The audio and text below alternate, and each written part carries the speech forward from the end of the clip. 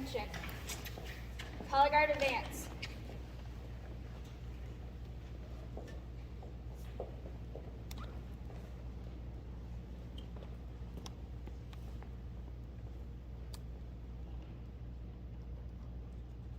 Color guard post the colors.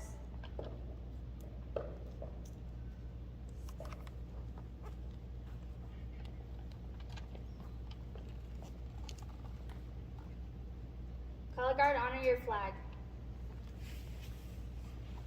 Please join me in the Pledge of Allegiance.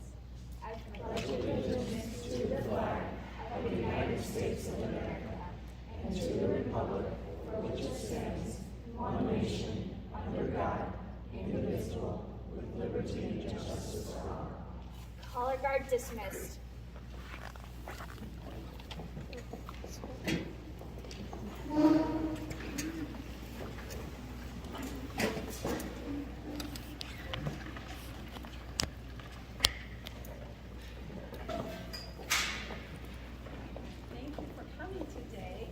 Like to say your name real loud for everybody that's here.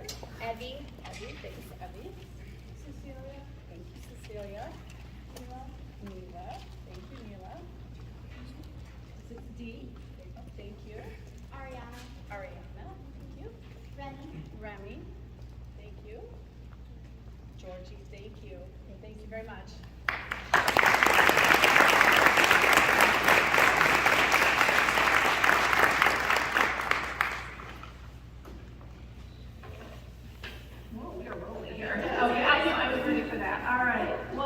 Everybody, we are off to a rollingly good start. Okay, with that, I would like to welcome everybody here. Would you like to start us off today, evening? Certainly, it's great to see everyone here. We are officially in spring on the calendar. We're just waiting for the weather to catch up, but to provide a welcome to Eastern Middle School, I'm calling the principal, Dr. Judy Walton, to provide the welcome to them. Dr. Walton. Thank you. Good evening, board members, Superintendent Bean, my colleagues in Forest Hills and our community members. Welcome to Eastern Middle School. Just want to say a quick thanks to our PTO for the refreshments back there. Also, if anyone needs to use the restroom while we're here, it's down that hallway. But now that I've told you that, everybody will know what you're going to do when you walk down there. And just a welcome to Mr. Michaud as our newest board member. Thank you. Do we want to go right on? Yes, go right into our instructional highlight. Take it away. Awesome, thank you. You know, since this is our last meeting before Teacher Appreciation Week, I'm wondering if you would just indulge me for a minute to talk about the art of teaching. Teaching is fun, it's challenging, it's authentic, it's soul-filling, sometimes it's heartbreaking, it's time-consuming, it's an act of love. It's innovative, it's passionate, it's dedicated, and that was just today. Okay? Every day, our teachers enable their students to learn and grow. They help them become masterful readers and writers, problem solvers, and critical thinkers. In addition, we empower our students to become global citizens so that their voices may be heard. We are preparing the next generation, and while that is a very daunting responsibility, we embrace it because we believe that our actions will leave our world in a better place. And so right now, I'd just like to invite any educator in attendance tonight to stand and be recognized for your contributions to our children.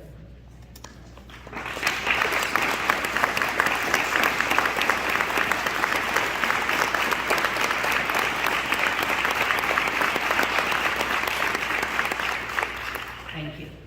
There are many things that make Eastern Middle School unique and wonderful. We're the only 6-8 middle school in our district, having successfully transitioned 6th graders from our 2-feeder elementary schools in the fall of 2020, when we really didn't have that much else going on. We're fortunate to host our district's middle school autism spectrum disorder, and we have a little plug tonight for Autism Acceptance Month. We're the only middle school in our district to share our building with high school, which enables us to more easily connect older students with younger students as mentors, tutors, and role models. In addition to successfully transitioning a new grade level during the pandemic, we also successfully launched our STEM electives for our 6th, 7th, and 8th graders in Project Lead the Way. And it's this last piece that our students are going to talk to you about tonight. Project Lead the Way is a STEM-based curriculum. It provides transformative learning experiences for students and for teachers through classes such as design and modeling, flight and space, and medical detectives, and next year we'll be adding green architecture. Our learners are empowered to develop in-demand knowledge and skills they will need to thrive. In other words, to be future-proof. Our learners engage in hands-on activities, solve real-world problems, and are inspired to reimagine how they see themselves as learners. And this is just a quick peek at what we're doing right now. And I'm gonna invite up Lana, Logan, and Xander to talk about 6th grade design and modeling.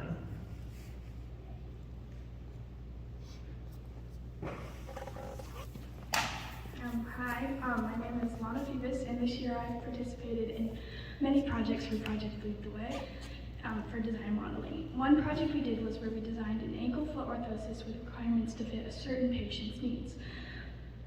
These patients had cerebral palsy, which was a disease that causes other issues with movement and posture, and sometimes can affect the brain. One requirement was to make sure the patient's foot doesn't point downward and the foot can only be flat and point up so they can walk properly. I really enjoyed this project because it allowed me to learn new things about other people. This combined science, technology, engineering, and math with real-life problems that made us think outside the box to figure out how to figure out the patient's needs. I really enjoyed design and modeling in all the projects we do.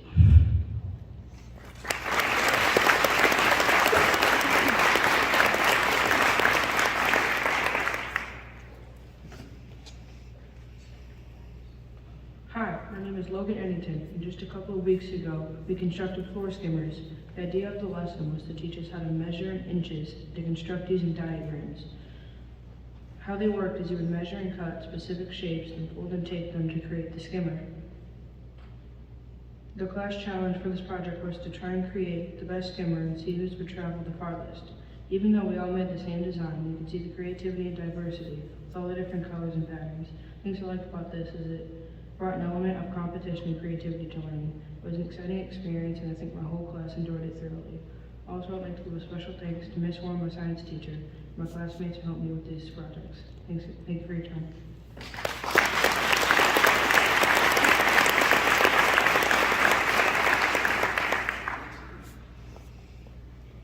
Hi everyone, my name is Xander.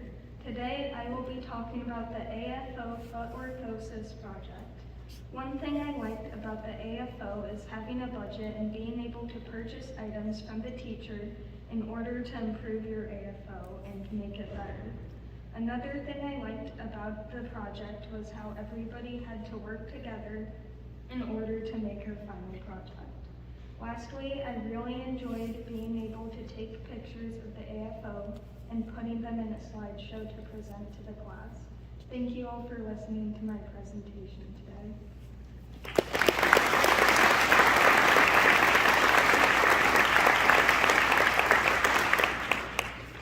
And now I'd like to invite up Hayden Deckrow, who's going to talk about flight and space.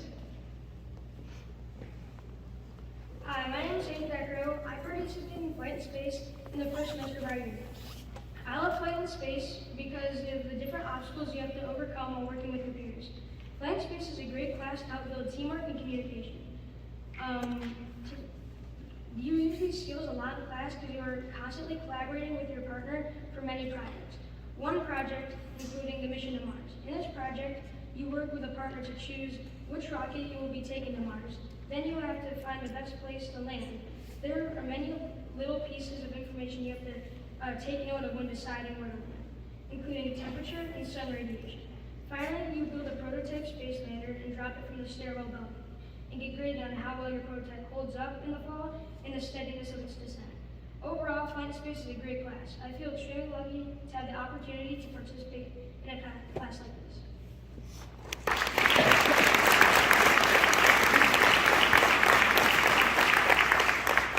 And now Nina, Jasmine, and Owen, perhaps not in that order, to talk about medical detectives. Hello, my name is Jasmine Land, and I would like to share some thoughts with you about PLTW medical detectives. I think it proposes many opportunities to those who are interested in pursuing a career in the medical field, as well as those who are still figuring it out. Thanks to Mrs. McCullough, we have a memorable experience doing lab experiments like dissecting the sheep brain. I am grateful for Eastern Middle School for having these electives available to students, and I think that's what makes our school unique.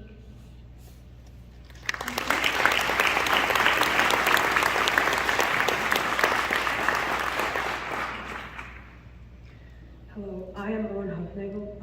I'm a student in Miss McCullough's medical detectives class. I wanted to share with you two things that stand out with me. The first is the way we learn. For example, we dissect the sheep brain to visualize what we have learned about previously rather than looking at a picture on a page. The next and final thing that stands out the most in this class is the teacher. I think Miss McCullough creates a very exciting learning environment that's interactive and helps us expand our knowledge as far as we want. I really love medical detectives, and I feel very lucky to have this class available at our school.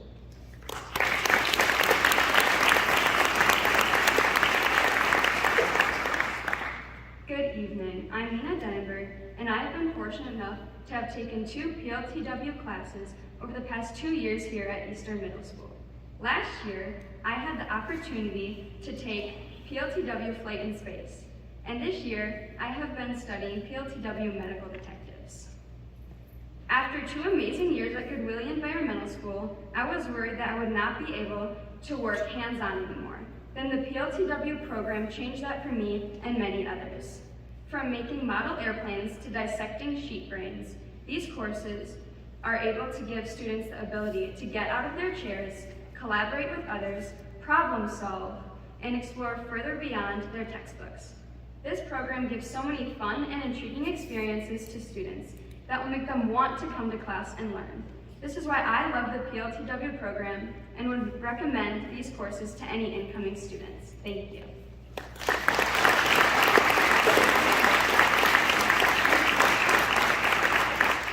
And then just last, like I said, next year we'll be adding green architecture. And this is really about thinking about how can we find more sustainable housing in an eco-friendly way in our world.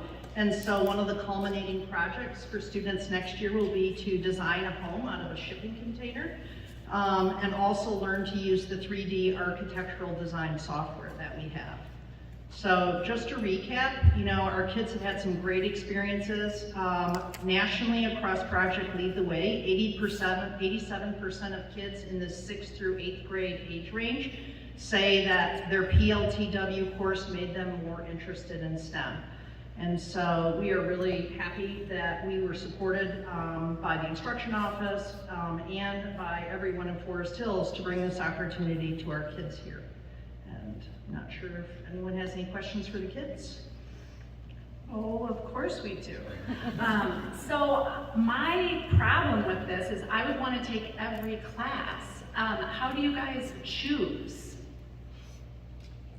I would say I chose based on what I want to do in my future. Like I know that I'm really into like the medical field. I always want to be a vet or a surgeon. So that was how I kind of picked that course to take. It kind of highlighted my interests. Okay, good. Anybody else? I would say something similar for me. I want to get my doctorate, so I chose this route, but I also would like to kind of know like very invested, which is not the only thing I do. But you got to experience 2 different things, and you got to choose which one you like better. So you can experience all of them and choose which one you like. Excellent. All right. For 6th grade, every 6th grader gets design and modeling. Excellent. All right, any other questions? I did want to ask a question because I just can't help it. You know, as a teacher myself, I want to hear you say more about this. So I know a lot of problem solving goes into these projects. Was there for any of you a point in which you surprised yourself when you learned something new, or it just really stood out to you in a moment that, aha, I did, you know, go ahead. Yeah.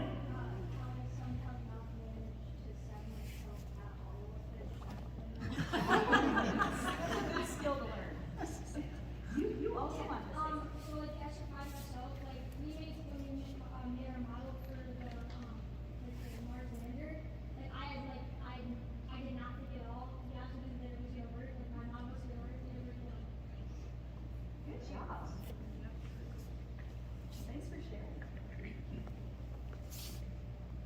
All right, thank you. Well, bottle up that enthusiasm for all the classes. Love it. Madam President? Superintendent? Yes. Sure, I would just like to thank our teachers who have been adventurous to branch out and receive the training to provide these STEM programs. Thank you to Jill McCullough and our science teachers and others, and thanks to you, Judy, for supporting all that work here. And also, as we're looking to expand Project Lead the Way to other schools around the district as well. So thanks for being a pioneer in this, and most importantly, thanks to all of our student presenters here tonight. I really appreciate you taking the time to share your learning and your enthusiasm for your learning as well. It came through very much, so thank you all.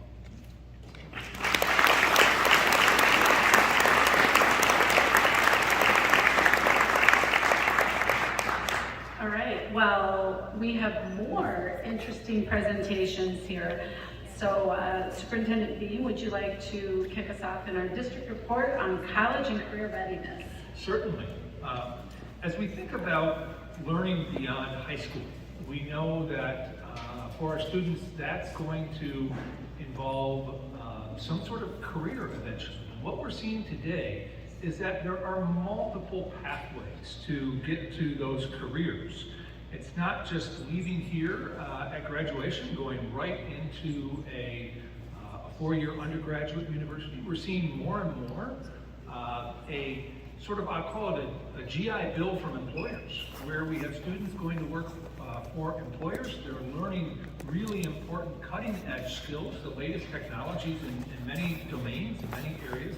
And then employers are saying, hey, I will pay for your college tuition if you want to go and get additional skills and training. So we're seeing that. We're certainly seeing, again, pathways that have existed before. Service to our nation through military service. We're seeing students that go off, as I said, to the world of work, to two-year colleges. We have a great community college in the area, and four-year colleges and universities. There are more pathways than ever before, and that's a wonderful thing. And what we're trying to do is to not only increase the awareness of those pathways, but where those pathways may lead as well for students. And thinking about all the different jobs that are out there, we can think of the jobs that are familiar to so many people, but our next presenter is going to tell us about the whole myriad of jobs, and she'll actually, I don't want to quote the number because I may get it wrong, but she will help me with this and all the different careers and job lines that are out there. But I'd like to call Nicole Decro, who is our career counselor here at Eastern High School in a pilot program that we launched your second semester. Nicole has been a guidance counselor for us, and we were able to steal her away from a neighboring district, but she's has a passion for this work. And with the leadership of Amy Powell, her principal here, and talking about helping kids to navigate that path and families to navigate that path as well, as to what learning looks like beyond high school and where that eventually leads in a career as well. So Nicole, I'll turn the podium over to you. Thank you for having me. Hard act to follow up, you guys. Awesome job. And it was fun to hear some of your responses about just your career interests, so I can't wait to talk to you when you're in high school. To just get started, like he said, my job here started in January in a specific role, and so my goal here today is just to kind of explain to you all what that role looks like and the things that we'll be working towards at Eastern High School. So to distill down a lot of research and data and information, when students come in and are always like, where do I start? Career exploration is really 3 steps repeated. I'm not sure how many people in this audience have had more than one career. In my 40s, I'm still reassessing my career exploration cycle, but so to start off, self-awareness is really just understanding yourself, what your strengths are, things that you are interested in that you don't like, aversions you have, right? Just who you are. And then career exposure, and that second piece is the one that I think is really ripe for opportunity with high school students. You were kind of mentioning that. We all know doctor, lawyer, teacher, but we don't all know all of the thousands of careers that are out there. And there isn't a specific number because there's new ones every day, right? But kids don't know all of the things that are out there. So giving them exposure, casting a really wide net, and just showing them all the things that are out there. And it might not speak to them today, but maybe a few years down the road, they'll remember, oh, that one career really does speak to the things that are my strengths. So looking at the targeted, looking at the careers and then honing in that targeted career exploration is really taking, what do I know about myself, what careers are out there, and which ones do I want to research more? And you can look at careers through job shadowing, informational interviews, which I'll talk more about, research online. There's lots of different ways, but just finding more information and seeing if it's a good fit. Sorry, I'm learning that. Okay, so the Michigan Career Development Model was developed in 2018. It has 8 targets. And underneath each of those targets, it has suggested activities. If you look at all 8 of those targets, you could put each one of those under a category of either, is that a self-awareness activity, is that a career exposure activity, or is that a more targeted research activity? So those are kind of the model, that's the model that the state has set forth that we're working towards. So my role is to fulfill that Michigan Career Development Model, but in a way that's beneficial to students. My goal is not to just plow through and check things off the list. I really want to make it meaningful for kids, and so we're really lucky to have this programming opportunity that I can deliver a lot of career exploration in smaller doses versus really just one and done. So doing that, and then my next objective is engaging our community. We have a wonderful community, and engaging them in meaningful career partnerships, which I'll talk about more. So in my role, I have 2 ways of accomplishing those goals. I work in doing individual student support, which I'll talk about, and then I also work with whole school programming, which I'll get to. So individual student support, any student, parent, counselor can initiate a meeting with me. So students can sign up for a meeting with me just like you could sign up for a meeting with a regular school counselor. We usually meet 2 to 3 times. I joke with kids when they come in and say, so 30 minutes and you're gonna tell me what I'm gonna be when I grow up, right? And I'm like, well, it's not that simple. So we meet, we talk about where they're at, and as you can imagine, as you kind of saw here, it can be a very wide spectrum to, I have no idea, to I want to be a cardiothoracic surgeon, right? So wide spectrum, see where they're at, set goals for next steps. And I always try to tell kids, sometimes a lot of kids want a perfect map of their future. While that's nice and it's good to plan, we also want to equip kids with the capability to pivot and navigate changes, because we all know that there's changes and curveballs. So having the skills to know yourself and know your interests are really going to help you when you want to make a change. So some of the outcomes you can see I've written up here. I'm just going to tell you 3 stories really quickly about outcomes.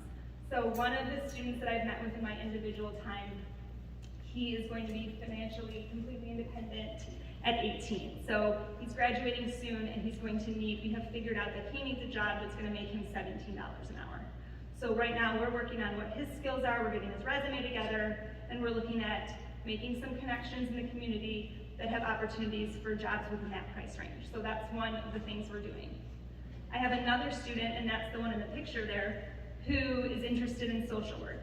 As you know, social work can have agency social work, private practice social work, clinical social work, hospital social work. So we connected her with a community member who has done private practice, agency, and hospital social work. And she was able to speak about each of the 3 types and give her a lot of valuable information that you wouldn't find just reading on the internet. What is your lifestyle like? What is the hours like? What is the demand? All of those things. So just valuable connections.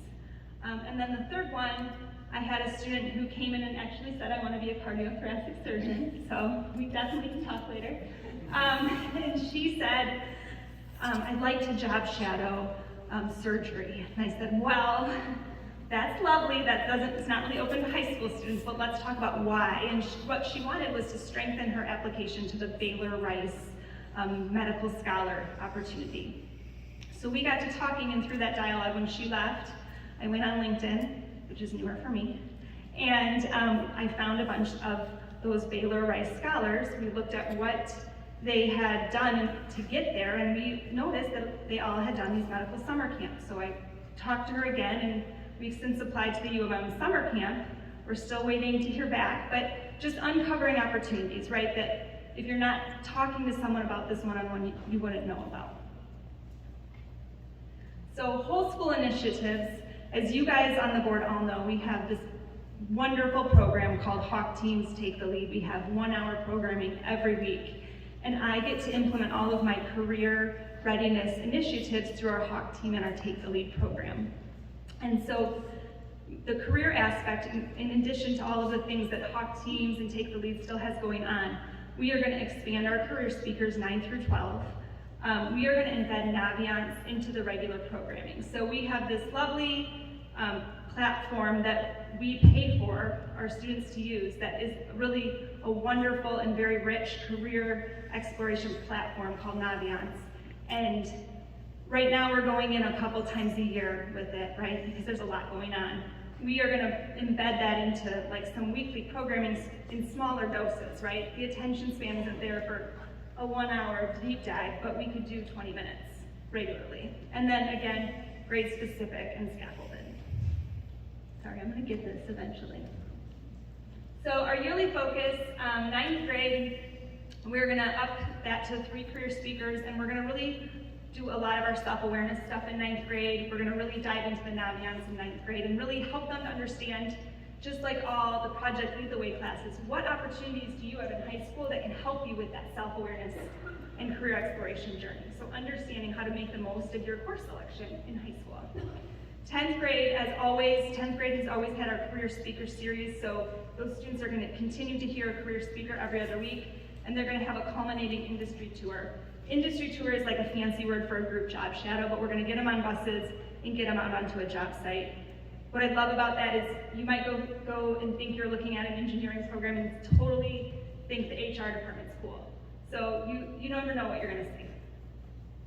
And then 11th grade, we have SAT prep. We're going to continue that, but we're also going to do blitz rotations. That's going to be something new, where now kids in 10th grade, right, they've heard everything. We're going to target it in, and kids are going to hear about jobs that they select. So for 5 weeks, we're going to have 10 career speakers a week, and they're going to get to hear 3 of them that they picked for 15 to 20 minute blitz rotation. So at the end of 5 weeks, they'll have heard 15 career speakers, but it's ones that they have voice and choice in, which I think is really important. And then 12th grade, as you guys know, the 12th graders run our the seniors are leaders for the Hawk Teams, that culture community building group.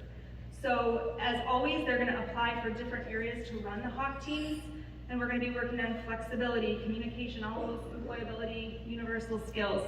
But we're also going to connect them with a professional mentor. So mentors are going to be working with 8 to 10 students, and they're going to do 3 in-person meetings and 3 Zoom meetings throughout the year. But our seniors are going to have to communicate with an adult in a profession, and it's so valuable. And I'm really excited to see all the things I'll take away from that.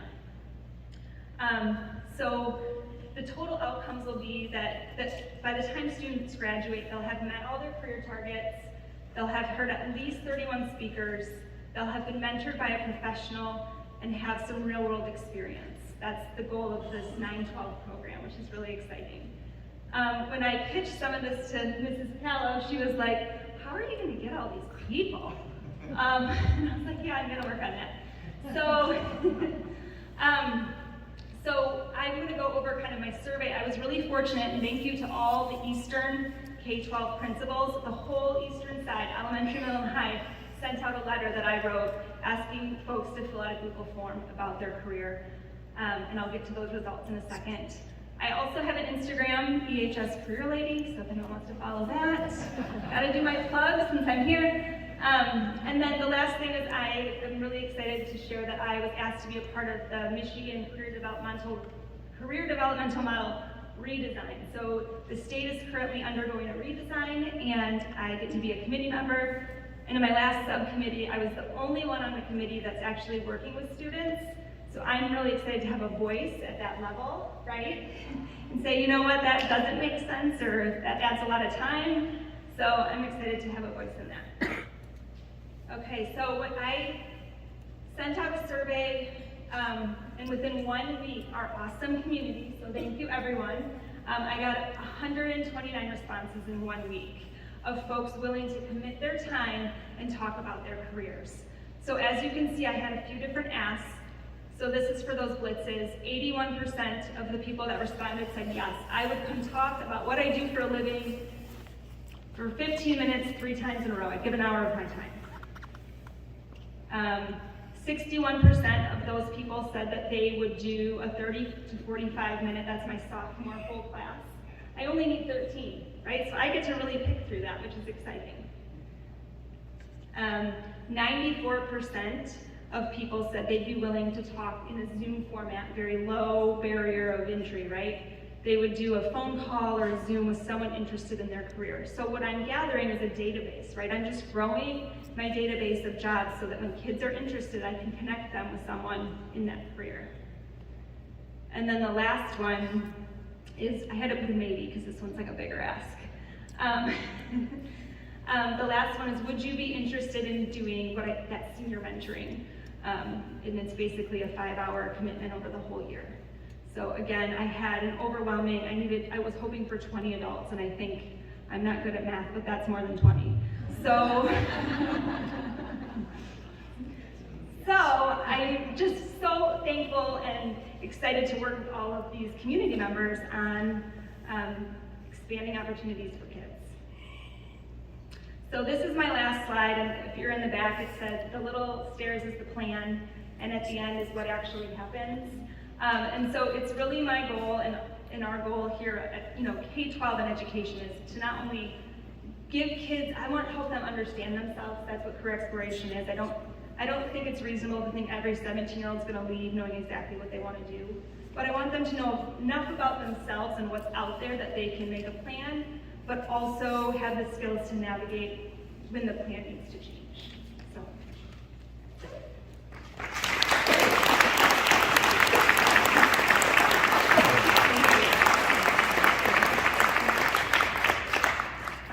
So Nicole, that was fantastic, and I won't add anything to that because everybody knows this is a personal passion of mine. So I won't add anything else other than you're on it, yes, for sure. And I might have a spreadsheet around on one of my computers that I might be able to send your way. Because anytime someone says I'd be willing to help, I never lose a name or contact information. So.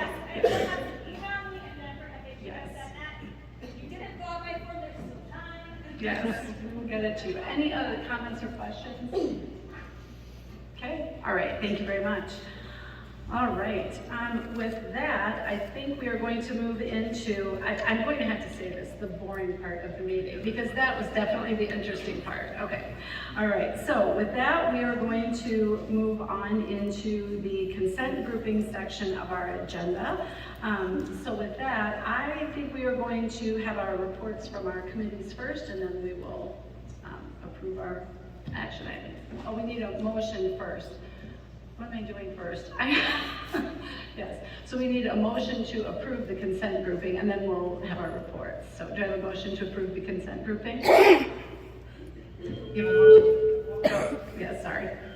Yes, I move that we, I think if we get More than one, yes. I move that we approve the consent grouping. Okay, thank you, Dr. Foss. Okay, support. Excellent. Sorry about that. All right, so now we will move on into our reports. We will turn it over to Mrs. Gregory first. Can you hear me? All right. All right, for the Finance Committee, we have a few action items, but I always like to share where we're at in the fiscal year and where we're at in the school year. So we're 75% through our fiscal year and 58% through the school year. Currently, we have a handful of action items, one including the approval of the meeting minutes from March 17th. We have the payment of bills as well, monthly bills. We have 1, 2, 3, 3, 4, 5, 6, 7 curriculum updates that we are. A lot of detail, I'm sure curriculum will go into that individually, but it's for the upgrade of books and software, totaling from the general fund $536,000. Then we have an update to our network server. When we do data and upgrades such as this, we typically go to a consortium and we look for consortium pricing. So this comes from our capital projects, and this is for 2021 capital projects, excuse me, and this is for $208,000. We received 2,000 Chromebooks through the Emergency Connectivity Fund back a few months ago. I'm sure you guys remember that. And these devices are used for students to bring home with them. Those who need a device, might not have one, or their siblings have one, but they need their own individual. And we realize they also need cases. We do not want these laptops breaking, so we need an approval for $50,700 for the cases. And this comes from our ESSER 2 equalization fund. And then we have an interesting upgrade in expanding our technology in our transportation area, which is exciting because currently our bus drivers have very little information that they're obviously allowed to have in front of them. So this allows our bus drivers to have an iPad-esque in front of them to be able to know not only the direction of where to go, but also the stops they need to stop at. This also allows for the upgrade of the bus app. If anyone's used it, it's almost like Life 360, but it allows you to know when your child is, or when the bus is moving. And then another upgrade allows us to know when the child is actually on the bus. There's a lot of times children will get on the wrong bus, and then all of a sudden it's a big deal. My kids have done it, and you get that call from the principal saying, we know where your child is, but they're just not here right now because they got on the wrong bus. It's a little scary. So this allows us to know the children have got on the right bus, and we're able to know when they're in motion. And it's great for working parents so they can know exactly when they can pick the kids up at the bus stop. So that is another upgrade we will be doing. That's from the general fund, and that's for $441,000. Not as exciting, but needed. We have some summer paving at Central Woodlands and Northern Middle and Northern High. These are two separate bid projects. In combination, they're for $1,970,000, excuse me, including contingencies. And this comes from our 2021 capital projects as well. We also need the approval of the purchase of classroom furniture from a consortium collective, Custer, Great Lakes Furniture, and others. And this is not to exceed $1,620,000. If you remember a while ago, we had teachers go and kind of pick out the best furniture. We went and priced that out and got the best pricing from this. So this is our 2021 capital projects as well. And our last is recommending to continue with our CPA firm, Mana and Stero, excuse me, and that is for the 2021-22 audit, and it comes to the general fund, not to exceed $52,000. That's just very important to our finances to make sure we have that audit at the end of the year. And then there's a few bond updates. Again, if anyone's interested in what's going on, we have it on our homepage for the main FHPS website. There's a few projects that are going from just kind of phase changes right now, which is great for the kids to be able to come back from spring break or even prior to spring break and moved into some of these new phases. So it was refreshing for them. They've been under construction for some time, so they feel like they've got their home back. We also have some work that's going forward in the buildings towards Central Middle. Central Middle is getting some work done right now. We're in some additional planning, and we're out for bid on the administration and transition center that will go in the Fine Arts Center property. So those are the updates, but if you want more detail, it is on the website. And I think that is it. It's a lot this month. Did I miss anything? No? Okay. That was fantastic, and it's never boring. It's just not as interesting as listening to students, I should clarify. Yes.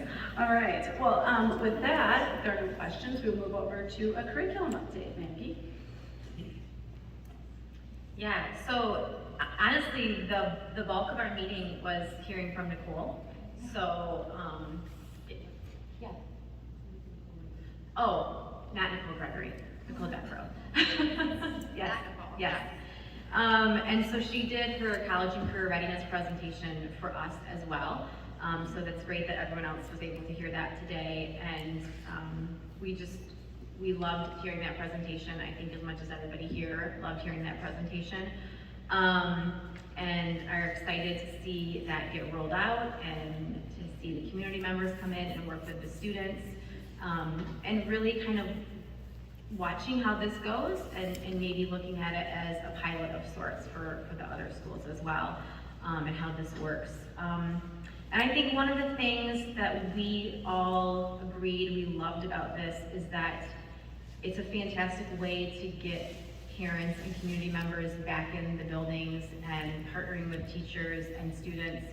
I think any opportunity to have them in the building is fantastic, but I love how intentional this one is, and for kids to get to hear from parents and community members about what they do and why that can be exciting and fun and maybe not something that they've thought about before. So, fantastic program, looking forward to seeing that come to fruition. We also heard from Tamasha James. She gave a report out about her meeting with our student advisory committee students right before spring break. She said it was a productive meeting. She said it was really just an opportunity for her to listen to what students were thinking about opportunities in the district. And one big takeaway that she had was how clear the students made it that they felt so fortunate for the opportunities given to them in Forest Hills. They just, they have friends in other districts and they feel like what Forest Hills has provided them in terms of extracurricular activities, things they can be a part of, just really go above and beyond course offerings, invested teachers and staff, and so they just felt very thankful for that.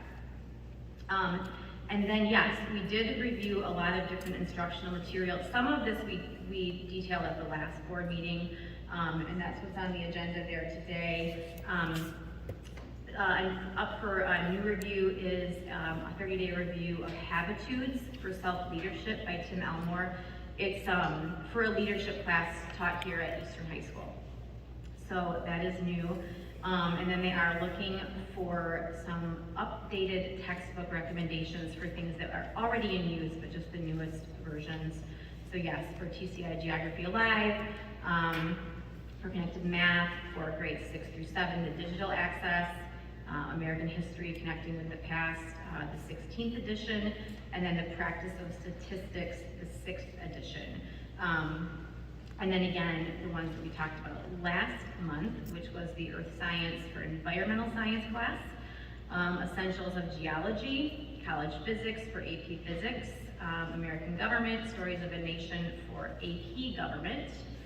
And then, yeah, so that's what's on the list there for approval tonight. And then finally, this was not at our meeting, but I think it's worth noting, because I do think it's curriculum related. If you have not had a chance to go to the Fine Arts Center currently, you should, because we have a lot of student art on display through May 2nd, and I think it's really amazing to see what our best artists in the district create. It's just really fun to read their descriptions and to see what they've been working on. And that's it. Thank you, Maggie. Any questions for Maggie? That's always a fun meeting to go to. All right, Superintendent Beam, are there any things in the consent grouping, that big long list, that's our longest list for a while, that you would like to draw our attention to? Only one, the final one in the consent grouping, and that's a recommendation to employ a social worker to fill a vacancy that we have, Shelby Simpson. That's all I have for tonight. All right, fantastic. With that, now we are going to have a roll call vote. So CJ, this will be your first go around, and Kristen is going to run the show. Here we go. Oh, and it is such a show. Mr. Michon. Yes, well. Mrs. Gregory. Yes. Dr. Fossen. Yes. Mrs. Vaughn. Mrs. Tryon? Yes. Ms. Cavell, yes. And Mrs. Callahan? Yes. Show over. All right, well done. All right, with that, I think at this point, we are going to see if there's any board communication to share. Yeah, did we skip over that? We did? Oh, okay, well, we'll do that, and then, yes, there we go. Well, you do your part, and then we'll see if you have anything to say about it. Yeah, no, that sounds good, thank you. I'd just like to say thank you to Eastern Middle School for hosting us here tonight. It's great to be here at Eastern, the home of the Hawks, and again, a wonderful job for our student presenters tonight on Project Lead the Way. And again, Nicole, thank you so much for your presentation on college and career readiness and all the things that are happening there. We're excited to take this pilot and take it to all 3 of our high schools as well. So we'll put a network together and we can engage our entire community in helping our kids see what life looks like beyond high school as well. I'd just like to piggyback on some statements earlier about our Student Advisory Council. We had our final meeting with the Student Advisory Council. We had a few members of the board able to join us, and to have high school students from all 3 of our high schools, boy, it really is inspirational to see these students in action.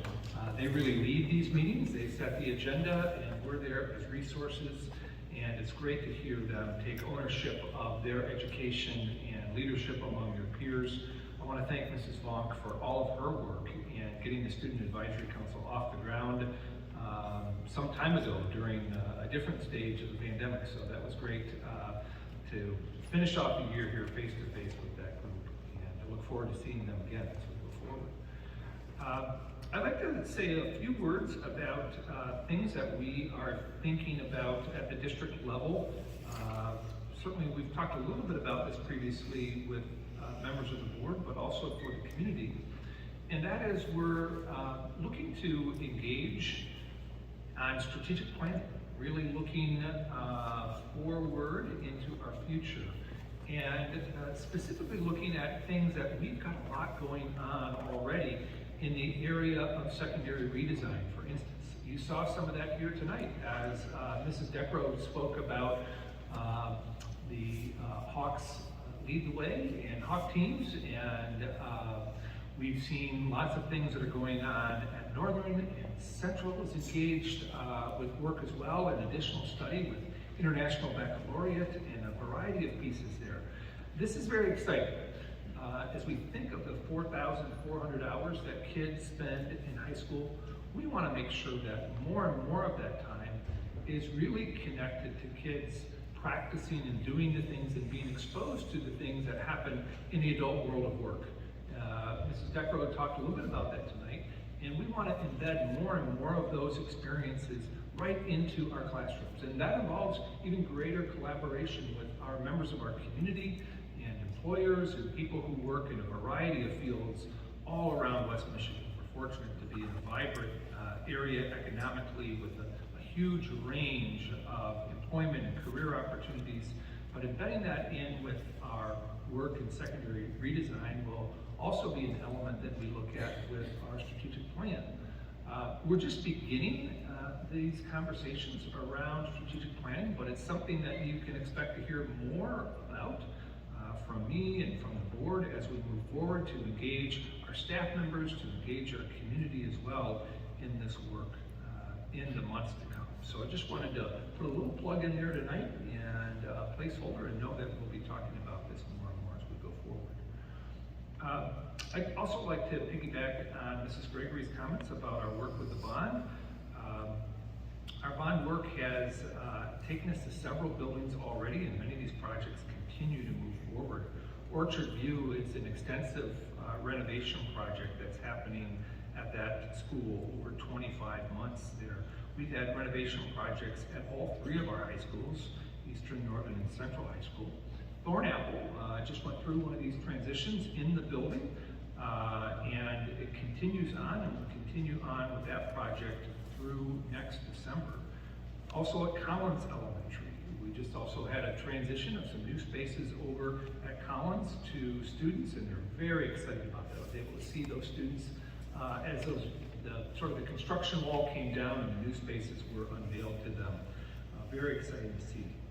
Central Middle School has just begun with that work here at spring break. We've just begun there, and that will take us through, again, another couple of years as we go forward with Central Middle School.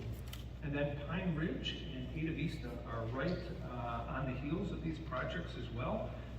We'll be coming to both of those buildings. Ada Vista, as some of you know, as your kids went through there, is a different building that we inherited long ago. And we hope to give ourselves a little bit more elbow room in that building, and as we're going through a great renovation work all the way through. And we're excited that our transitions program for our students aged 18 to 26 will be a part of us as we look to add on at the Fine Arts Center as we make spaces for the administrative offices for the district. And so having students there in our transitions program there, that will be part of closer connections to the community. And again, as we think about employability skills, that'll be a wonderful piece. Again, I want to thank the Community Task Force for their recommendation with the administrative offices, and this will help us be more efficient on the operating side of the budget, which allows us to put those dollars back into the classroom. So exciting things that are happening there, and this work continues for several more years, really. And we have additional buildings that I haven't listed here tonight that we'll be coming to as well as we continue on, and thanks to the community support. I'd just like to point out that the items that we saw here tonight, that students presented, the items that we saw Mrs. Decro talk about, and the connections with our community, the Student Advisory Council, the work that we're planning to do with strategic planning, all the work that we're doing on renovations and modernizations in our buildings with an eye towards students and their needs in the 21st century. I see the theme of collaboration threaded through all of those elements. So we have incredibly talented people throughout our community that help in so many different ways. And it's when people come together and give the best of their ideas and their thinking and what they have. I was just thinking of our meeting with the Forest Hills Public Schools Foundation last week. And again, to talk about a group that embodies collaboration in so many different ways. When they come in to help our teachers and our staff, great things happen for kids. So thank you to all of those different folks that come in and say, hey, how can we help to make improvements and to make an environment for our kids where they will thrive for their future. So just wanted to say thank you for all that collaboration. That concludes my report tonight. You stole my word. I'm That's sorry, gonna was be my that word your for word? the night. All Yes, right. You can see it. All It's right. slightly different. Yeah. It's right up there as well. I know, I In noticed black that and too. white. All right, so with that, thank you, that is a great report. Any questions for the superintendent? Let's Have a move into comment. board communications, you're up. Dan, thank you so much for all the work you've done. I remember 10 plus years ago when we were working with the foundation for the project innovation at that point, and the pieces were maybe discombobulated or fragmented, and now, just as you said, you're seeing the spaces of the curriculum and everything's, coming together. So thank you for continuing down that path and not being distracted, because I know it's easily to happen. Thank you, Nicole. The biggest thanks really go to our teachers. They're the frontline folks that make all of this happen. We can talk about these things, but it's our teachers, it's our counselors, it's our principals, it's our aides who are in these spaces each and every day that are helping with it. And it's not just those staff members. I was talking with a bus driver, and the bus driver reinforcing these ideas with our kids. Bus driver shared with me the gratitude and appreciation that kids share with the bus driver. So it goes from our food service folks who are here and our custodians that are role models for our kids and mentors for our kids as well. So it's a huge piece of that. Thank you. All right, is there any board communication this evening? Yes, Maggie, take it away. Yeah, so for the foundation, exciting that all foundation grants have been passed out now. So I can share a few of those. I didn't want to give any of those away at the last meeting because they were in the process of being passed out. But foundation members had an amazing time visiting classrooms around the district to pass out grants. So I wanted just to highlight a few of them. So one, for example, and this one is a great example of the PTO coming alongside the foundation to create a grant opportunity for a teacher. Adam Savislak at Northern Hills Middle School received about $15,000 for, it's called a VEX IQ Applied STEM Learning. That's not a phrase I often say. And it is for robotics kits for students to build their own robots and then program their robots to do certain things. So this, like I said, is a great example where the PTO and the foundation came together to fund this larger request. The PTO was able to fund a small component of the request, the drones that they needed, that interface with the robots and robotic programming from the students. So that was one exciting grant that was given out. Another one, David Howard at Northern High School and Jeff Manders at Central High School were each awarded grants totaling about $11,000 for new remote digital recording cameras for their high school news broadcasting classes. The district recently upgraded each high school's broadcasting newsrooms where students produce and air a newscast every day. And they needed, the teachers needed smaller remote video cameras for students to use while making their individual news stories. So the foundation also helped Eastern High School in a similar way. Another one, Emily Hanlon, a new teacher in Knapp Forest. She was awarded $1,000 to get easy reader, high interest graphic novels for her resource room students. Another fun one is Beth Dondit from Goodwillie was able to purchase all new sleeping bags. The sleeping bags they were using were about 20 years old. And those sleeping bags get used, and so they were able to get new ones for their several night trip to the Sleeping Bear Dunes. And so they have some clean sleeping bags. And another one, Matt Tracy from Northern High was awarded about $3,000 for a farm bot, which is a robotic system that assists anyone with a small plot of land and a desire to grow food with planting, watering, soil testing, and weeding. Students can digitally program the farm bot to water their plants, and it collects data like soil composition, percentage of water in the soil, amount of sunlight per day, and then the students in Project Next will be using this grant. And there's a lot more. Those were just a few highlights. I think it's really cool to see the variety of grants that are passed out. They're so different, each teacher's needs, and just how they really support those rigorous academics that we are looking for. And then finally, State of the District Luncheon, that's coming up on May 5th, like we talked about before at Watermark. We will hear an update from Dan on the district at that time. But more importantly, the foundation is going to highlight middle school students at that luncheon.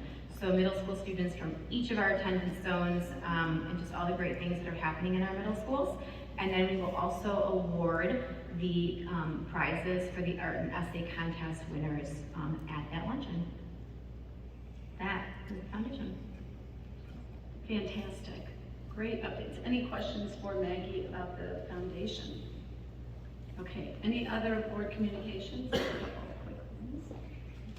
Okay, the only, I guess, one thing that I wanted to mention, actually this is kind of related to what Nicole was sharing this evening, is the academic boosters groups at all 3 high schools have come together, and I stopped by the Northern Booster meeting on Friday. There is an event, it's the Path to Pro skilled trades event that will be at the Fine Arts Center April 25th from 6:30 to 8:30. And in that case, there will be some booths set up. There will also be a panel discussion. So just like when we would have a college panel, this is tradespeople, well, a variety of industries and people in different careers that will be there.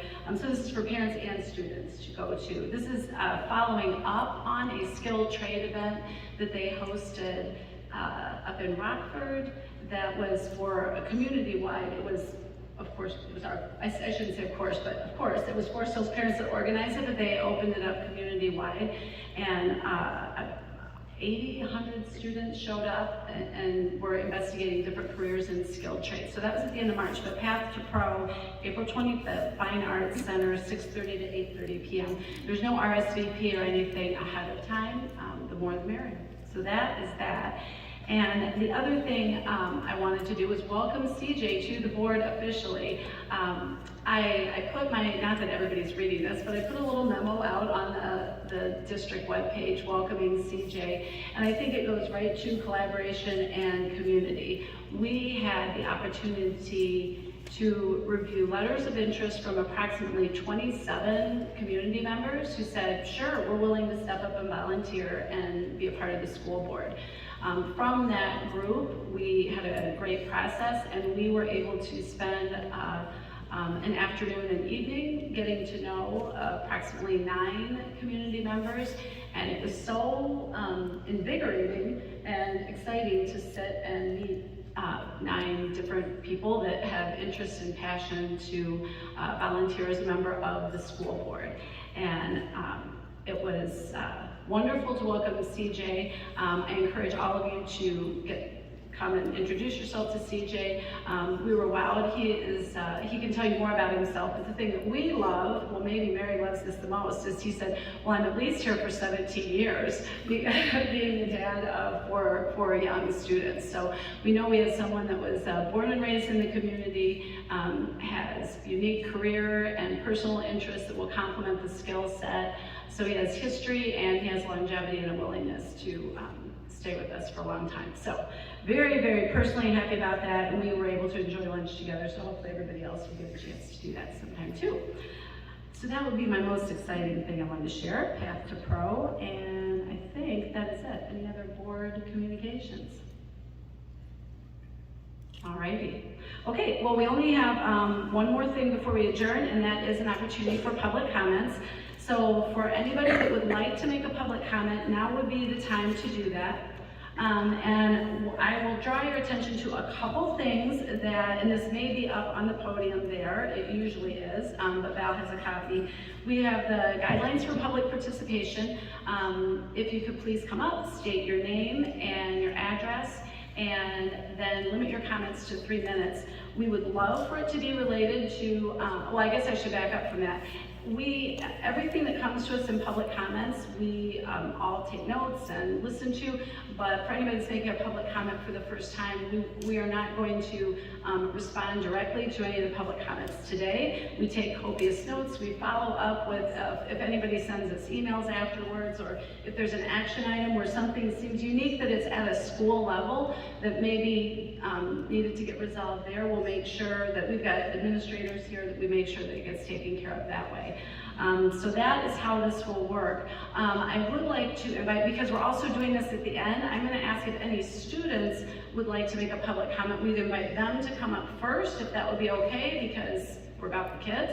Love the adults, but we'll start with the kids. If there are any kids that would like to make a comment, and then after that we'll welcome any adults that would like to speak. So that is the plan. Are there any students that would like to address the board tonight? Oh, well, wow, okay. I wasn't expecting that. Okay, go for it. Hi, my name is Casey Wooters. I live at 3877 Lakeford Street Northeast, and I'm an 8th grade student here at Eastern Middle. I'd like to begin by thanking the board for the time and consideration of this topic. I realize I'm not the first one speaking about this issue, but I do hope I'm one of the last. A few months ago, I was one of many students excited and optimistic about our newly announced Mackinac Island trip. I was also one of the many students left disappointed by the recent decision to cancel all current planned overnight trips. This trip is something the 8th grade has looked forward to and been preparing for a while. The trip is an amazing opportunity for students to have a fun few days with their friends, to make lifelong memories, and a great way to promote hands-on learning outside the classroom. Although I can't speak for people from Northern and Central, Those I have talked to seem pretty upset about the cancellation of trips, just like the Easter trip. That is why a couple weeks ago, my peers and I started a petition, which I have here if you're interested, so we could get fellow students' perspectives on the topic, as well as from other middle schools in the district. Within the few weeks that the petition had been circulating, it had reached 165 signatures from both parents and students in the Forest Hills Public Schools district. One day for this type of trip is simply not enough. It takes roughly 4 hours to get to Mackinac Island and then 4 hours back. An 8-hour day on the bus alone is pretty rough. Now imagine walking around all day on top of that. I'm asking the board to review this recent decision or at least clarify their reasoning behind it. Thank you. Thank you. If you would like to, if there's documentation you wanted to leave with us to review, you could hand it to Mrs. Clements and she can share it with the board. Thank you for participating. Are there any other comments this evening?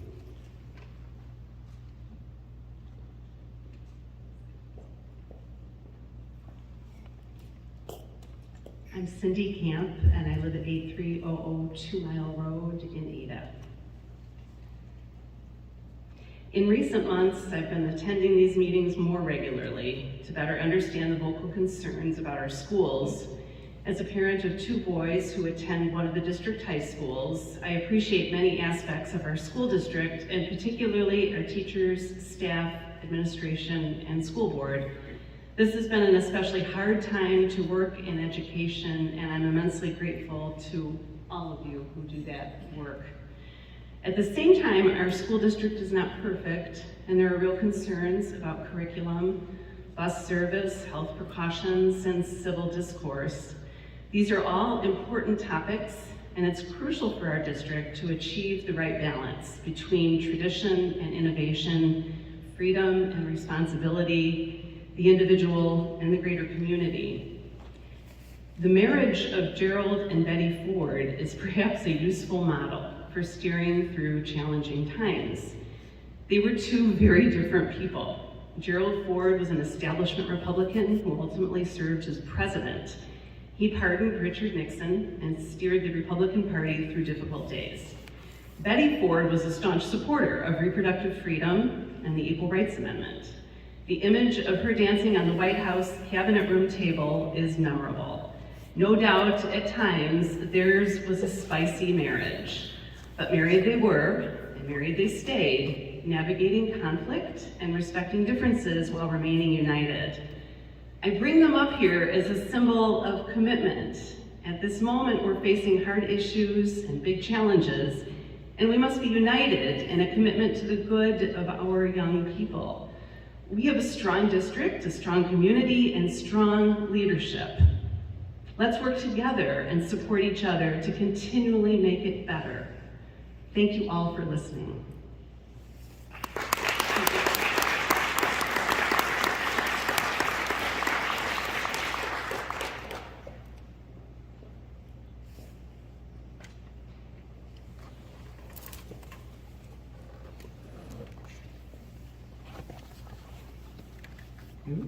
Good evening, my name is Kelly and I live in Forest Hills School District.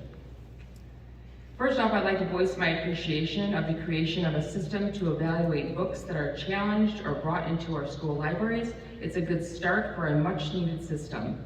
Additionally, this system needs to include the libraries within our teacher classrooms.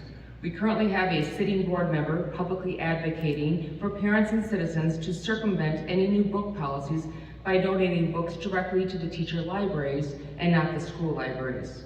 Teacher libraries are not cataloged, and most teachers do not have a listing of every book that is in their library. Because teachers are already overworked, many parents have offered to give their time to help catalog these books. Win-win. Teachers don't have to do the mundane task, and they'll have a complete list of books in their classroom. I won't read any direct passages from any of the numerous sexually explicit books in our school district, but even if I did, I would not be violating any federal nor state copyright law. Reading passages is covered under the Fair Use Doctrine rule, so parents, read away. Some parents say we are out to ban books. What a sensational and catchy phrase. That would be great if it were true. It's not. There are millions of books available for librarians to choose from. Because a certain book is not in the library does not mean that librarian has banned that book. Parents are not out to ban books. We are committed to removing the filth from our school libraries that is polluting and making chaos of our children's minds. Many of these books would not be allowed in our state prison system for their graphic, sexual, and violent content, yet somehow parents are supposed to be okay with it being in the hands of our 10, 11, and 12-year-olds. If a person were to use the language used in these books towards a coworker, they would rightfully be charged with sexual harassment. If a student were to text the content in these books to another student, they would also be charged with sexting and charged appropriately. Yet somehow this content is okay for our minors. I've heard, oh well, the parents can opt their child out of reading a book, or these books are in the high school. If a book is in the district, regardless of what building library it resides, it can be checked out by any student in the district. With regards to parents opting their child out of a specific book, this would be great if we knew what books were in each library, or that each book had been given a thorough vetting process. This is not the case, and just recently a questionable book was given in a classroom for a student to read out loud. No advance notice was given to any of the parents. This happens time and time again, so our concerns on this matter are not unfounded. I spoke back at the October 2017 school board meeting and requested that the labeling of our kids needed to stop, that the sexualization of our children needed to stop. Sadly, things have gotten far worse. Please stop polluting and making chaos of our children's minds, remove the filth from our libraries, and get back to what our focus should be, teaching our kids math, reading, science, and other subjects without the social engineering and labeling. Thank you.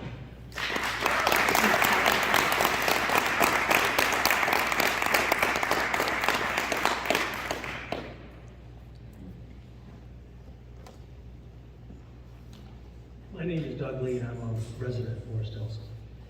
We've been here over a year, and this board has not listened to us. So I thought I'd school you a little bit of education today. I do appreciate being at the end, therefore we can comment on what your topics were today. So that I do appreciate that. First thing I want to do is educate on the word equity versus equality. So a word that's used here quite heavily, but obviously I really don't think everybody understands the meaning.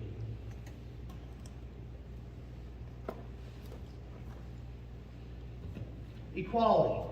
Equality is an opportunity to perform according to the effort that one applies. If anybody has more than one kid, we understand equality because you have one kid that maybe does their homework more than the others, they get a better grade.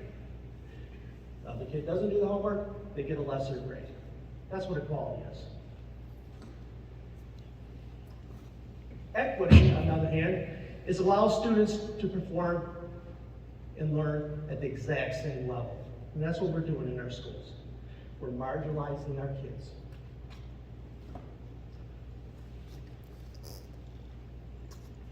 Equity in Forest Hills. First of all, it's reduced the amount of AP classes. It's a reduction of core classes. Its competition is discouraged. It pushes students to the next level at all costs, and all students are equal at all costs. One of the students brought up a Mackinac trip. The Mackinac trip fell victim to equity. First of all, the curriculum meeting this week, it was brought up on the board, your board, that Mackinac was canceled because there were 5 students that wanted the same room. There were medication issues, how to disperse medication. There were students who could not afford it.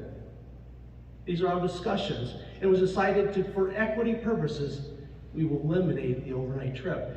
I'm sure one discussion that was not in the curriculum meeting, but behind closed doors, is how do you deal with the gender identity? It was not publicly, but I'm sure it was on your mind. So let me school you on another word, inequity. An average bus driver in our district costs taxpayers $19 an hour. The lowest paid individual in our administration building costs taxpayers $42 an hour. That's called inequity.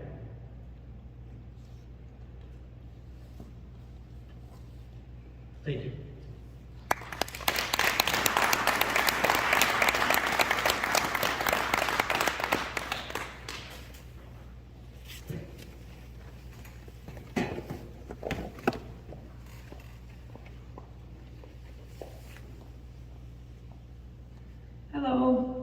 My name is Stephanie Boone. My address is on file. As most of you know by now, I'm running for Kent County Commissioner right here in District 5. And on the morning of March 20, I woke up to over 100 anonymous voice text messages, voicemails, texts, emails, filling my mailboxes from a person claiming to be my campaign manager. And he pulled an all-nighter. He started at midnight and went through 6 a.m., commentating on each and every one of my Facebook campaign page posts, as well as my website, giving me his version of advice for my campaign. Many of the messages were sexual and threatening in nature. This individual is openly gay and very upset that I am what he calls a homophobe, a bigot, a racist, and other names that he used at school to call me. I was doxxed, I was signed up for spam calls, texts, and emails, and even a few gay porn sites. He also made the mistake of posting my personal contact info on his Instagram profile, encouraging the public to give me a piece of their mind because I am running for office as a Republican, and said that I deserve everything that comes my way, and I better get right with God before I die. I found myself looking around that morning wondering if I should be boarding up my windows and hunkering down in my basement and holding my kids a little bit tighter. Of course, I called the police, and I'm so thankful that they were available to help me that morning. They weren't stuck downtown in a BLM riot with a burning police car, so I'm very thankful for that. Turns out this was a 2020 grad of Forest Hills Eastern. Co-editor-in-chief of the Hawk Herald, co-president of the student government, an active and proud member of the FHPS Global Learners Initiative, violinist and concertmaster, U of M student, put on a pedestal for all to be proud of, and now he can add inmate of Kent County Jail to his resume. This is a product of Forest Hills Public Schools and Global Learners Initiative. After evading the police for a couple days, he was taken into custody, and on April 9, charges for malicious use of telecommunications services are what he was arraigned on. I'm sure that you're going to blame this on COVID too, and I'm sure you would say that more ESSER dollars and mental health interventionists could have helped him. I'm here to tell you that a solid combo of good parenting and schools that teach academics and respect instead of hatred and racism toward others for the color of their skin, political or sexual preference, this is what these kids need. They need good parenting and solid teaching at school, academics. Everywhere we look, all these awesome programs you're bringing in, go to the website tonight for the PLTW, the Project Lead the Way.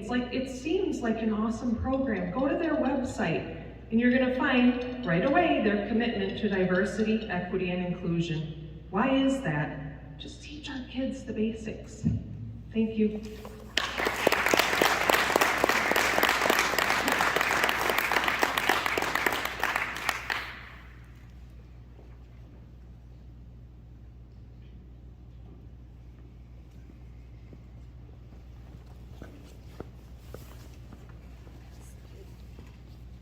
Hi. I'm going to pause for, are you going to? I'm going to put a disclaimer. Okay. No worries. Oh, okay. Yeah. They should probably leave. Okay. This is part of the speech. I'm Okay. asking them to leave. You are welcome to do this. I'm just going to toss one thing out there for you to consider. I know we spoke after the last meeting, and there is a book review process, so if you want to, you can go ahead. We can't stop you from doing this, but I'm just going to let you know that was new last time, so if you would like to submit this book for the review, you can. Otherwise, if you'd like to proceed, There appears to go be for no it. committee that has been convened or There- created for the purpose of doing reviews. There is a review process for, The process requires community input from members of the community to review the books. There has been no public announcement of who's going to be selected for this, how to announce oneself for this, to show their interest for it. I haven't seen any of that in the last month. I'm just saying, if you would like to do that, Mr. Haid would be happy to go through that. If you would like to go ahead and make your public comment, that's fine. I just want to make until sure. the end, but I will go. Okay. If you'd like me to sit down and wait till the end, I'm happy to do that. I think, unless anybody else has any other comments, you might be on. This fellow would like to go. I'll wait my turn.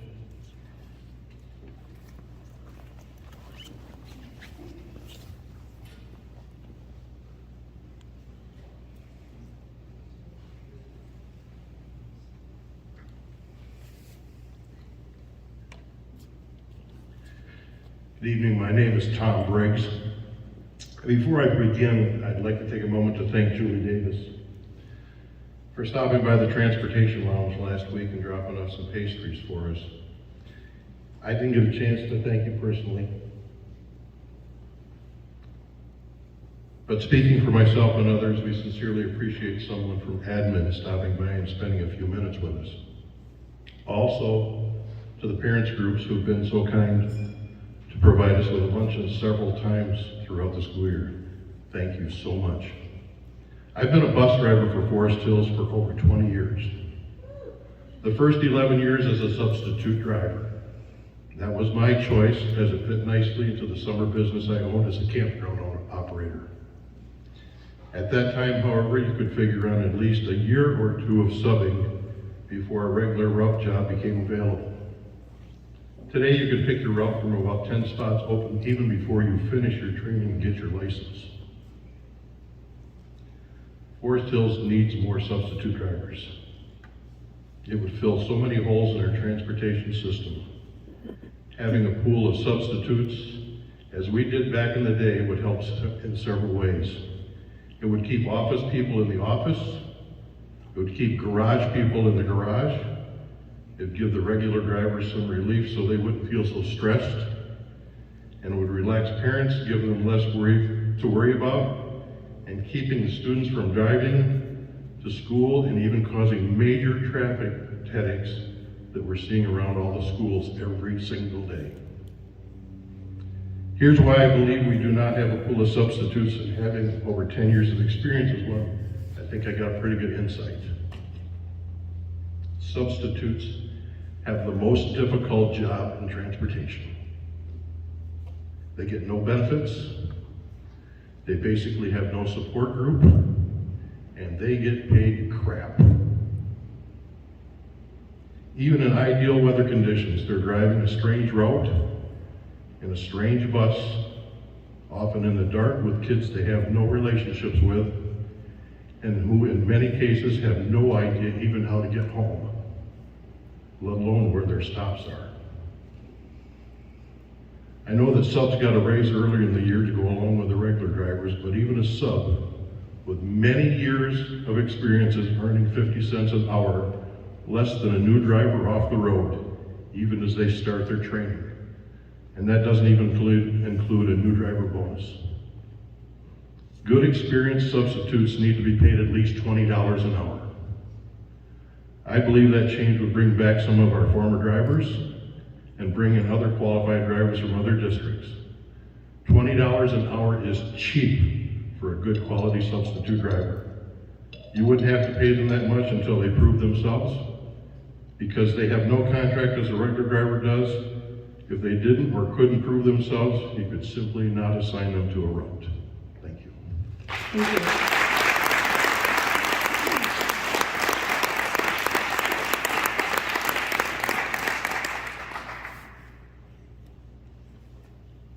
Okay, are there any other comments?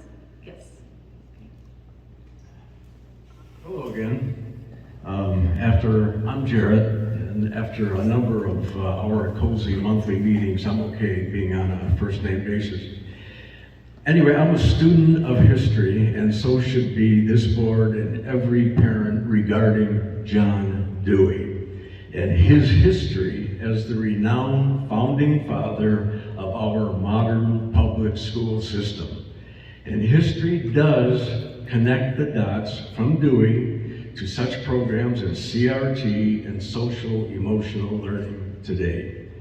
Mr. Dewey was the self-described progressive educator who some 80 years ago was obsessed with transforming America's public schools into progressive instruments for, wait for it, social ethical learning. Sounds a bit familiar, doesn't it? Anyway, Dewey made a publicized pilgrimage to communist Russia to study and celebrate the miraculous success of that government's education system, brutally imposed by Joseph Stalin. Stalin, you know, the power-mad tyrant who would mass murder many more millions than Hitler. Dewey truly admired Stalin, and both were on historic record declaring what must be done to implement and sustain proper government control of its citizens. Namely, a progressive government must control education. Dewey enthusiastically declared that Stalin, through government education, was, and I quote, creating a new world free from subjection of the past. So what was the subjection to the past Dewey and Stalin despised? Well, both, being devout atheists, both truly believed old-fashioned religious faith, adhering to family values, traditional beliefs, and individual liberties, all were impediments to properly controlling over the long-term citizens and parents. You know, the unenlightened peasants such as us. Dewey actually envied Stalin because that tyrant did not have hurdles such as our old U.S. Constitution and our traditional unwoke American values getting in his way.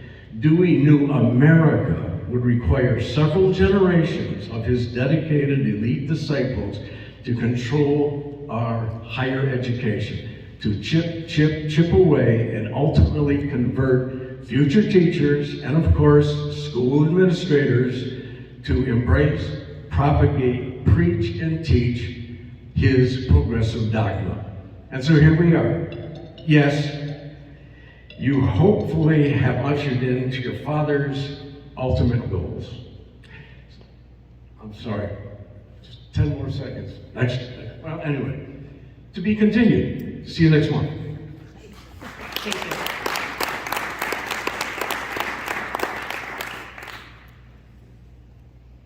All right, any other comments?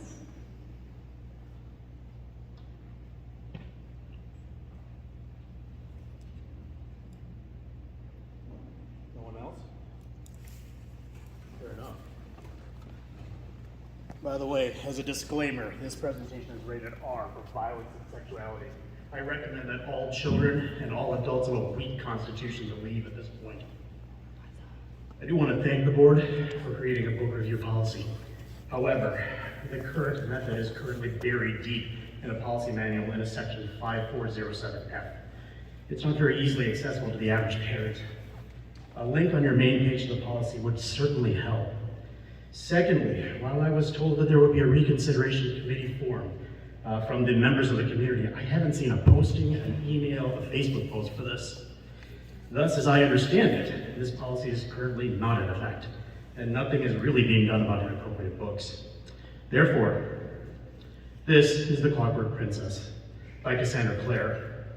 As you can see from the stamp, it can be checked out of a Forest Hills Public School Library, specifically Central High, Eastern High Middle, Central Middle, Northern Hills Middle, and Northern Trails, where there are 5th graders as young as 10 years old who have access to this book. I will be reading several passages. Unfortunately, I have to change a few of the words here and there because the parents are currently debating Mr. Gilbert regarding copyright doctrine. Page 255. Tessa had read in the history books about the heads on spikes over the London Bridge, Mr. Gilbert, but she had never imagined how horrific it would actually look. Obviously, whatever decay Mrs. Black had suffered after her head had been severed had not been reversed. Mr. Gilbert's ragged gray skin hung down around the spike of metal that impaled her skull.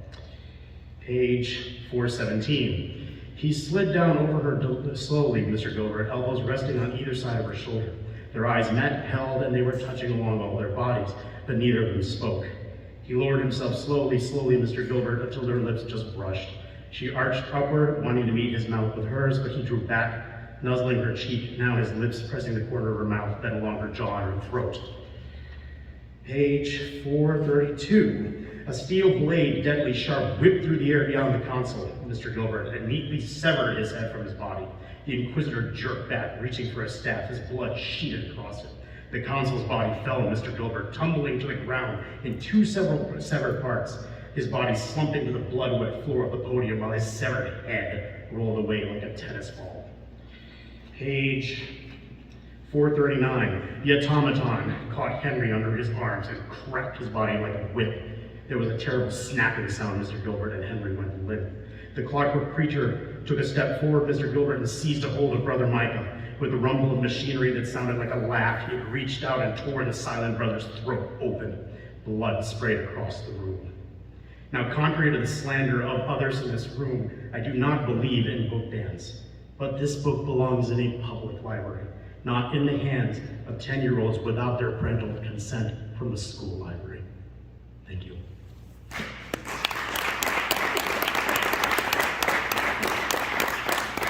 Any other public comments tonight? Oh, here she comes. She's rolling up here. We came in together.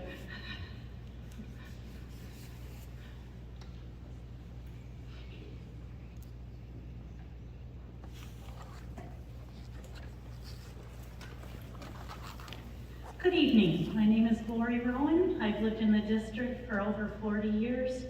And I just want to say, first of all, welcome, CJ. And I also want to just say I support the board. I support all the teachers. We heard such wonderful things tonight from the middle school students on how they learn. How I learned when I was in school in the 60s and 70s is different than how my children learned when they were in the district, and it's going to be the same thing. Education evolves. Our whole world evolves, and we have to have schools that are ready and able to adapt to the changes that all of our children are facing. So thank you for being thoughtful, thank you for listening, and thank you for doing such a great job with our kids.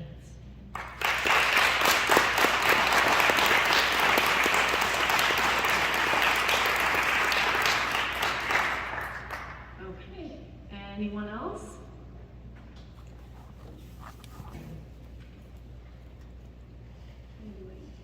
I just want to say thank you to the admin for stopping down and visiting the transportation department, because I'm sure that means a lot to them. You know, we have, as a community, have been trying to do a lot more for transportation, showing them appreciation, showing them that we see them, we hear them, we appreciate them, we need them. So I'm very grateful to hear that we're extending that beside the community, so I appreciate that. The other thing that I would like to know is how are we as a district addressing the shortage of the drivers? We still haven't really heard an update as to what's going to happen. I know that we are already short, and there is talk that we will be short even more drivers at the end of the year. So it would be nice to know now what the district is going to do to address that. Thank you.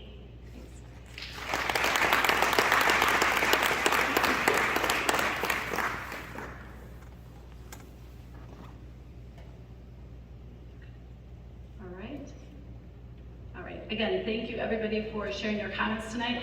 Everybody takes great notes on all of these. Some of these are immediate action items that require follow-up, and they all go into future discussions that we have as board or within the actual district. At this time, I need a motion to adjourn.